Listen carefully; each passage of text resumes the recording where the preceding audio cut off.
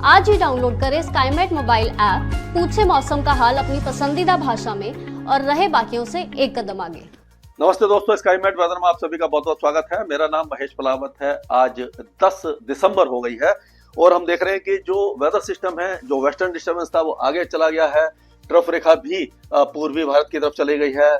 गहरा निम्न दबाव का क्षेत्र बन गया है जो जल्दी ही हो सकता है कि डिप्रेशन में तब्दील हो जाए। एक के बाद एक वेदर सिस्टम बंगाल की खाड़ी में बन रहे हैं और सबसे अच्छी बात यह है कि जो सर्दी का इंतजार था, कड़ाके की सर्दी अभी तक नहीं पड़ रही थी।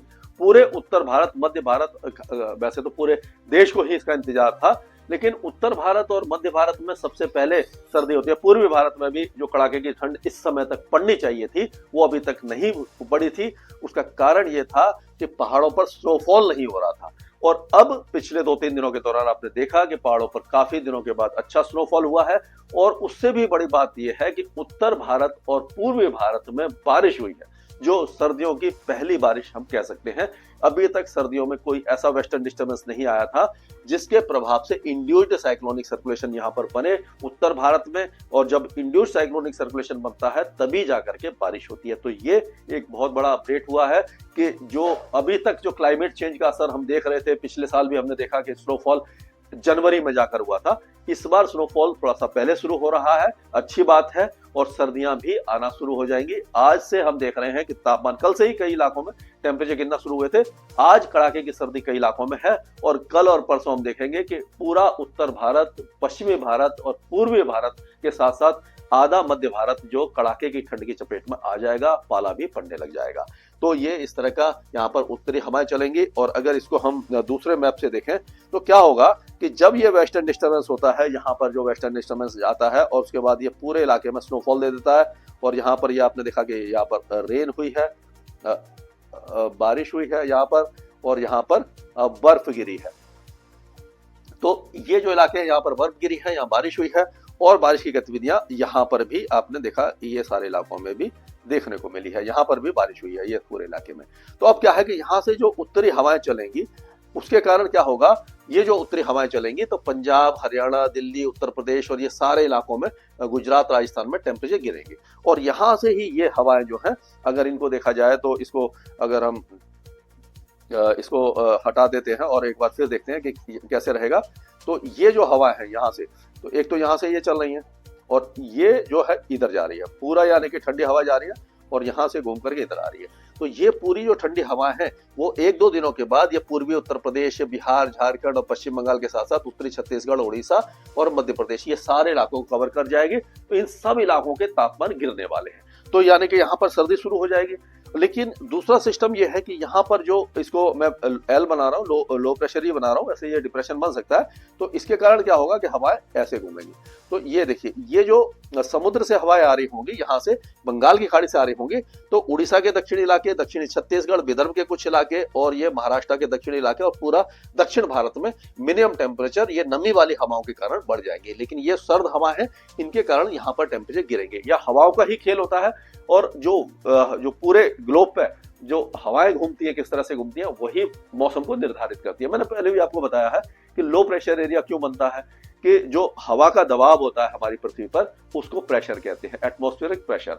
अगर हवा उत्तरी गोलार्ध में घड़ी की उल्टी दिशा में घूम रही है तो ये ऊपर की तरफ उठती है। जब हवा ऊपर की तरफ उठेगी तो निम्न दबाव बन जाएगा। जब निम्न दबाव बनेगा तो वहां पर वेदर खराब होगा, यानी बारिश होगी, क्योंकि हवा ऊपर उठेगी तो ठंडी होगी, बादल बनेंगे और बारिश होगी। तो यही पूरा मतलब जो भी हम वेदर फोरकास्ट करते हैं वो इसी के हिसाब से किया जाता है। और अगर देखा जाए तो आज का जो वेदर सिस्टम है तो उसमें आप देखिए पहाड़ों के, ऊंचे पहाड़ों पर बहुत हल्की बारिश दिखाई दे रही है। बाकी पूरा उत्तर भारत सूखा पड़ा है, पूर्वी भारत, उत्तर पूर्वी भारत, सभी इलाकों का मौसम साफ हो जाएगा। केवल गोवा से लेकर के कर्नाटक, तेलंगाना, ये मतलब तेलंगाना नहीं, रायलसीमा, आंध्र प्रदेश और केरल में हल्की बारिश दिखाई दे रही है। लक्षद्वीप और अंडमान में दिखाई दे रही है और ये समुद्र में जो डिप्रेशन बन रहा है इसका असर दिखाई दे रहा है।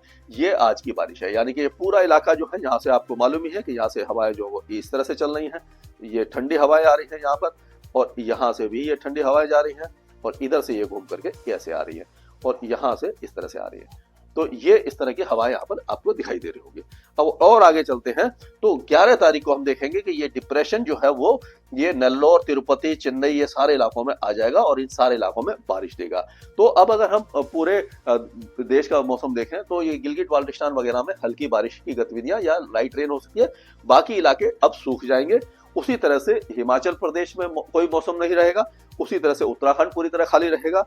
पंजाब में अब सर्द हवाएं चलेंगी, टेम्परेचर काफी तेजी से गिरेंगे, 5 डिग्री के नीचे भी टेम्परेचर आ सकते हैं, जिससे कि पाला पड़ने की संभावना नजर आ रही है। हरियाणा और दिल्ली का भी मौसम अब पूरी तरह साफ हो जाएगा, लेकिन कड़ाके की सर्दी यहाँ पर शुरू हो जाएगी और 1-2 दिनों में हल्का कोहरा भी, घना कोहरा भी कुछ इलाकों में आ सकता है, यानी कि दिन के तापमान और रात के तापमानों में गिरावट दर्ज की जाएगी। अगर उत्तर प्रदेश की बात करें तो पहले पश्चिमी उत्तर प्रदेश में टेम्परेचर गिरेंगे, फिर हवाएं जब यहाँ पहुंचेंगी तो ये आपका फैजाबाद, अमेठी, ये कौशाम्बी, प्रयागराज, मिर्जापुर, जौनपुर, भदोही, ये सारे इलाकों में टेम्परेचर गिरने लग जाएंगे, यहाँ पर सर्दी बढ़ जाएगी। कल जो हल्की फुल्की बारिश की गतिविधियां हुई थी बिहार में अब समाप्त हो गई हैं, यहाँ पर भी टेम्परेचर गिरेंगे। झारखंड में कई इलाकों में कल बारिश देखने को मिली थी, आज मौसम साफ है, यहाँ पर भी जो उत्तर पश्चिमी हवाएं चलेंगी उसके कारण यहाँ पर भी सर्दी बढ़ेगी। पश्चिम बंगाल में मौसम साफ हो गया है, सिक्किम वगैरह में भी साफ हो गया है, पूर्वोत्तर राज्यों में भी अब कोई वेदर एक्टिविटी हमें दिखाई नहीं देने वाली है। अब ये राजस्थान में गंगानगर, हनुमानगढ़, चूरू, बीकानेर, जैसलमेर, जोधपुर, बाड़मेर, सारे इलाकों में सर्द हवाएं चलेंगी, जिससे कि कड़ाके की सर्दी सुबह और रात में दिखाई देगी। मध्य प्रदेश में क्या रहेगा कि जो दक्षिणी मध्य प्रदेश है, यहाँ पर छिंदवाड़ा, बैतूल वगैरह, यहाँ पर टेम्परेचर थोड़ा सा देर में गिरेंगे, लेकिन ग्वालियर संभाग है और नीमच, मंदसौर, रतलाम, उज्जैन, ये सारे इलाकों में अब टेम्परेचर गिरने वाले हैं, मौसम पूरी तरह साफ हो जाएगा। छत्तीसगढ़ के जो दक्षिणी इलाकों में बारिश हो रही थी वो भी अब समाप्त हो जाएगी, पूरा छत्तीसगढ़ अब उसमें भी टेम्परेचर गिरेंगे। उड़ीसा में जो टेम्परेचर है, कल बारिश हुई थी कई इलाकों में, अब यहाँ पर भी मौसम साफ है, यहाँ पर भी ज्यादातर इलाकों में तापमान गिरेंगे, लेकिन मलकानगिरी, कोरापुट, नवरंगपुर, कालाहांडी, रायगढ़, गजपति, गंजम, यहाँ पर जो पूर्वी हवाएं चलेंगी तो यहाँ पर थोड़ा सा टेम्परेचर मिनिमम बढ़ सकते हैं। अब अगर गुजरात की बात करें तो गुजरात में अब कड़ाके की सर्दी सुबह और रात की शुरू हो जाएगी, दिन थोड़ा सा कंफर्टेबल रहेगा, यानी कि काफी दिनों के बाद अब यहाँ पर सर्दी की शुरुआत हो जाएगी।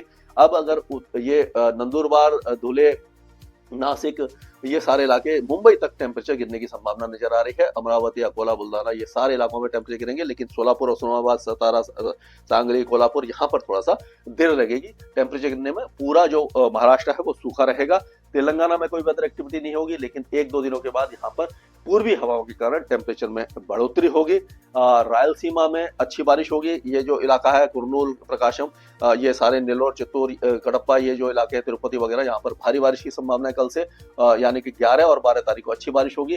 कोस्टल आंध्र प्रदेश में हल्की बारिश होगी। अगर हम और आगे चलते हैं तो कर्नाटक के जो अंदरूनी इलाके हैं, दक्षिणी इलाके, यहाँ पर 11 और 12 तारीख को बारिश शुरू हो जाएगी, 13 तारीख तक बारिश रहेगी। उत्तरी कर्नाटक में कम बारिश होगी। केरल के उत्तरी जिलों में कथाराडु, कन्नूर, वायनाड, कोझिकोड, पल्लापुरम, पलक्कड़, त्रिशूर, ये जो इलाके हैं, यहाँ 12 और 13 तारीख को तेज बारिश होगी। दक्षिणी इलाकों में बारिश कम होगी। और सबसे बड़ा अपडेट है ये तमिलनाडु के लिए। तमिलनाडु में तिरुवल्लूर, चेन्नई, कांचीपुरम, वेल्लोर, तिरुवन्नमलाई, वेल्लोपुरम, धर्मपुरी, कृष्णागिरी में बहुत ज्यादा बारिश हुई थी, एक बार फिर बारिश होने वाली है। इरोड, रामंकल, सलेम, पेरम्बूर, अरेओला, कोडलोर, ये सारे इलाके जो भारी बारिश देखेंगे, और बाकी इलाकों में भी हल्की से मध्यम बारिश होगी। ये कल से, आज से ही रात से शुरू हो जाएगी। कल 11 तारीख को भारी बारिश होगी, 12 तारीख को भी तेज बारिश होगी, 13 तारीख में जाकर के थोड़ा सा राहत मिलेगी, और लक्षद्वीप में हल्की से मध्यम बारिश होगी, और जो अंडमान और निकोबार द्वीप हो वहां पर भी हल्की बारिश की संभावना नजर आ रही है। स्काईमेट वेदर में अभी के लिए इतना। मौसम से जुड़ी सटीक जानकारी और खबरों के लिए हमारे YouTube चैनल को सब्सक्राइब करें और बेल आइकन दबाकर हर खबर पर रखें नजर।